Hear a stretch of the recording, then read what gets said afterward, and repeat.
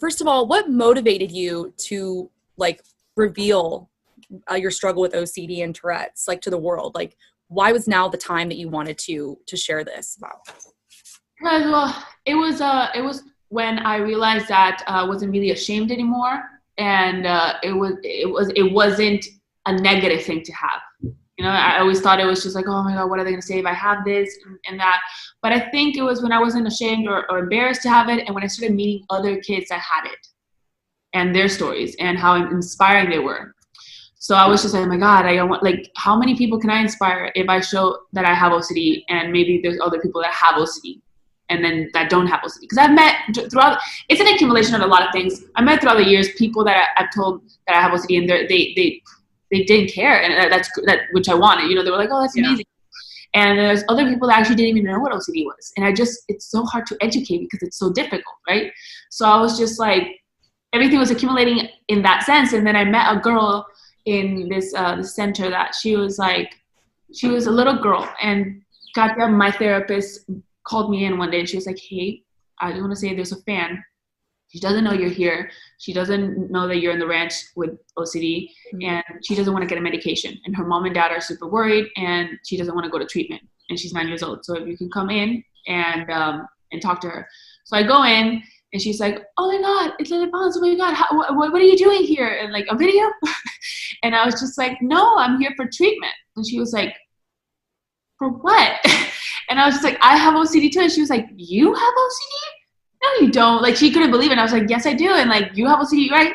Like, you have OCD too. And she was like, yeah, I do. I have OCD like you. And I was like, yeah, we're in the same club. Isn't that cool? We're going to see each other and we're going to help each other, and you're not alone. So after that, she like promised me. She was like, I promise I'm going to get work. I'm going to be here with you. You know, like, cause I was like, if you could help me, you know, like, we can help each other. We can be friends, you know, because we're in this together. And she's been doing great too. She's 9 years old and she's been doing great. So things like that, you know, motivate you slowly to come out and be vulnerable to people that have been vulnerable to you too. Another part of the docuseries sheds light on the awful, terrible comments that some people share online. Yeah.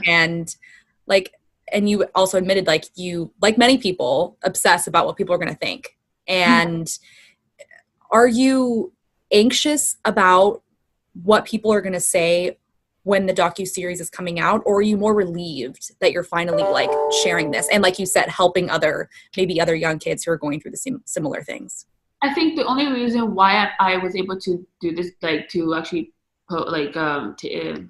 share this documentary with the world, is because I've trained myself a lot right now to actually hope for the best and prepare for the worst.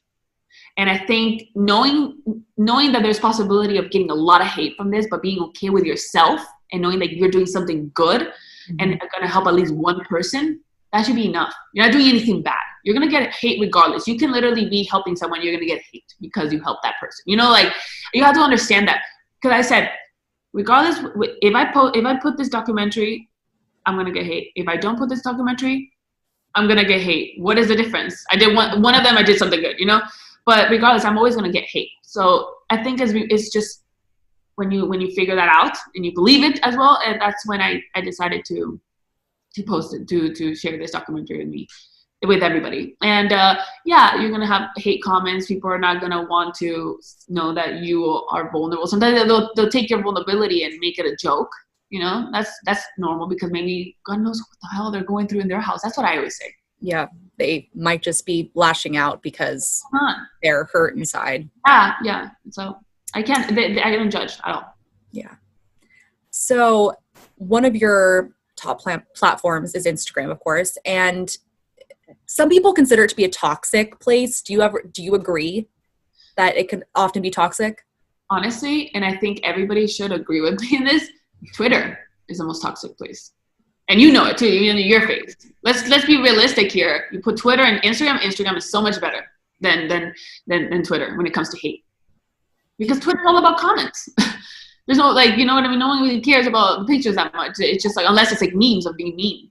You know, so it's like, Twitter is actually, it has made hate become cool. Like, the more you hate on Twitter, the more likes you get. You know what I mean? And Instagram, the Like the most liked thing was an egg and like a baby, you know, like those like baby pictures are the things that do the best. On Twitter, it's the hate that does the best. So I think Twitter for me, not Instagram. May is obviously Mental Health Awareness Month. What would you say to your fans and followers who may be struggling with mental health conditions but are ashamed or embarrassed to get help? That are ashamed, embarrassed to get help. I think that hopefully this documentary is gonna enlighten them and push them to actually want to get help. I mean, who doesn't? I feel like who wouldn't want to get help? I feel like everybody's trying to get help. Maybe they don't know how to, and that's what I believe. They don't know how to get help, and sometimes maybe they don't want to accept that they have OCD and if they want to get help. That's why you need like a role model to show them that it's okay. And I think that sometimes like you with seeing this documentary, it actually helps provides like help. You know, so if you see this documentary and you know someone that has OCD, you'll know what to do, or like at least have more information on what to do. And then I hope that this documentary pushes other people to actually help those that are not fortunate enough to actually pay or have the or be able to actually get help. You also kind of mentioned like I feel like will become a role model for other young people who are going through similar issues. Do you say that, and Howie Mandel was in your docuseries and you spoke about how when you met him and everything, do you consider him kind of like a role model in that way? Yeah, he was a role model to me because I just love when people are so successful and they have this story behind them, because I know the struggle, and the struggle is it's hard. It's not like physical, like you're working out. It's like mental, you know, it's like you're constantly fighting with your brain. It's admirable, you know. I don't need, like right now, like I'm better than before, but me looking back on my documentary, I look at myself and I'm just like, oh my God, was I really that bad? Amid the pandemic going on right now, people that don't even experience anxiety and depression are going through this right now. How are you doing in quarantine? Like, how's it going for you? I feel like I'm doing good. I mean, I miss my friends and everything, but you know, sometimes for me it's not that hard because I've always like worked in my house, like doing videos and everything like that. But I know for some people it's really hard, you know. And honestly, for some of my OCD friends, it's actually easier for them because they also love staying in their houses. Yeah. So for them, it's just like everybody's doing now. What do we do? You know. So it's an excuse.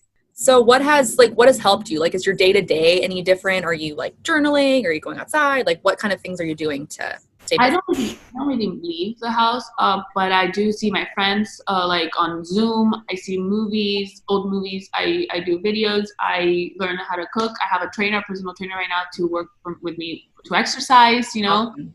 Awesome. I tan and it's not going well. I colored my hair a couple times, and then I start playing like video games right now. You have to talk about your Venezuelan Italian background and how your parents always told you to be proud of who you are. Yeah. How do you think your heritage has shaped the woman that you are today?